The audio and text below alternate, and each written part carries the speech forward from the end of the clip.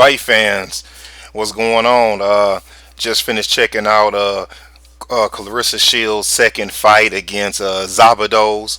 I didn't catch it last night because it actually came on too late live, and I went ahead and caught it tonight. I think it was sometime after midnight that the main event even started. But I got up today and watched it, and she gets her first pro stoppage, and it comes in the fourth round. Let me start out with some things that were noticeable to me. I actually didn't even know until I watched the fight that Claressa was fighting at middleweight. I thought she was going to fight another fight at super middleweight, which seemed to be her natural position that she fought at her first fight. But she actually came in at 159 pounds and fought this as a middleweight fight, which led me to believe that she can actually cut weight.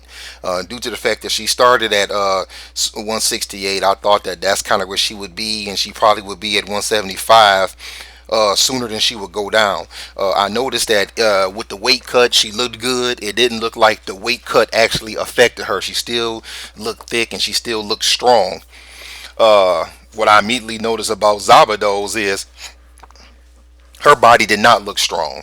When she got in the ring, I noticed the first thing I noticed about her was is how soft her body actually looked, and the first thing that came to my mind is Claressa could actually do some body work on her because she looked like somebody who, to be very honest, probably should be fighting at a super lightweight, which is 140 pounds instead of middleweight. Then I checked her record, and I see that she's been fighting at right around that junior middleweight level. So what I noticed first is that Claressa seemed to have a lot of nervous energy once the bell rang, and I think that she was trying to come out and entertain the crowd because she didn't get a knockout in her first fight, and she's this highly recognized Olympian. I think she felt that she should get somebody on this skill level out of there quick. So it seemed that she was fighting at least the first minute and a half of that first round with a lot of nervous energy, kind of on some, let me go ahead and get her out of here.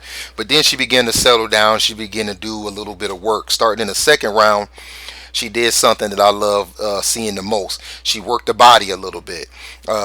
She put out a jab, and then she threw a hard right hand to the body.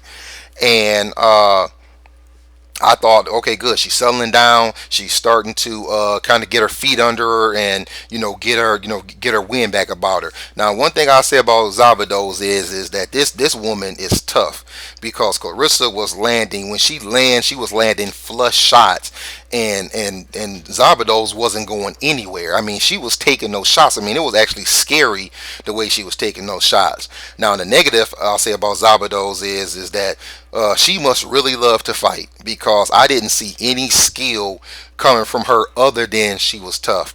Her jab was non-existent when she would smother Claressa to keep her power off of her. The shots she was throwing were really like slapping shots. I mean, they looked as if they had no power at all behind them. She was just kind of throwing shots to be throwing shots, and I felt like maybe her thought process was hopefully Claressa would tire out and she would catch her with something, but I don't know what that something would be because her technique was just very sloppy. I see how she came into this fight with 9 losses and now she has 10. Like I said, the only thing I saw from her is tough. She looks like nobody's going to put her out, which leads me to Claressa. The negative I would say about her is when you have an opponent who you hit in the head that hard and he or she doesn't move, you have to start going to the body. Now, Claressa said at the end of the fight in her post-fight interview that, well, she knew she was tough going in. That's why she started doing body work. But Claressa wasn't doing enough body work. Her corner should have even told her, I'll say by the third round, look, this chick looked like she's not going anywhere. We need you to take a whole round of just beating her to the body. Jab up top, right hand to the body. That stiff, jab to the body. Left hooks to the body. Start going to that soft body she has to loosen her up, and then the head to come forward and maybe we can get the knockout. Now, another negative I'll say about my girl Claressa is I did hear her corner a couple of times say hit her with the uppercut, and I didn't see her throw any uppercuts because Zabados was doing nothing but just lunging forward. If Claressa would have caught her with an uppercut, I think she might even got her out of there. What I did like though about Claressa is that she has great boxing skills. From her stands to the way she moved her shoulders to the way she popped her jab out and threw her punches. It wasn't just wild chicken like fighting. It was beautiful fighting in there, and she did a good job. She doesn't have anything to hang her head about because that was a tough woman she was in there with. She might not have got the original knockout, but it still was a technical knockout. So now that I realized that Claressa can actually make the weight, it led me to believe, well, if she can campaign at middleweight, then maybe she can campaign there for a few fights. I started looking at the top 10. Ironically, Szabados is ranked number 10 now, and Claressa with just 2 wins is now ranked 9 in the middleweight division. So the two names that immediately came to mind were the two people ranked above her. At number 8, we have Narina or Tabaya, who is Argentine. She's 21 years old, just like Claressa, and she's 2-0. And right above her at number 7 is an American, Raquel Miller, who is 3-0. She's a little older. She's 32. But right above Claressa, those are two fighters.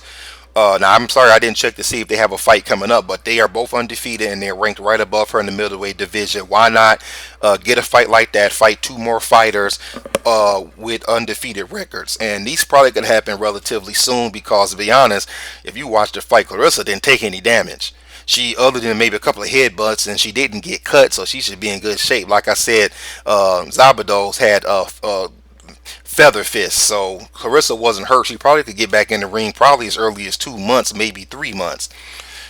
By giving those two opponents, I said all that to say at the top of the middleweight division is Christina Hammer, the undefeated German who is 20-0. She's 26 years old.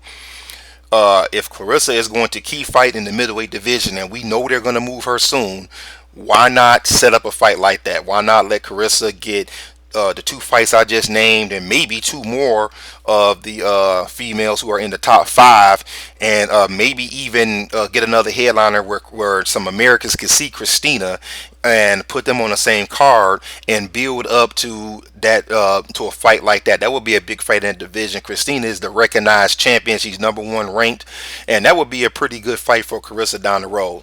Other than that, it was a pretty good performance. I'm proud of my Michigan native. She did good. She'll continue to build on that from there, and we'll see what happens next. All right, fight fans. Catch y'all later.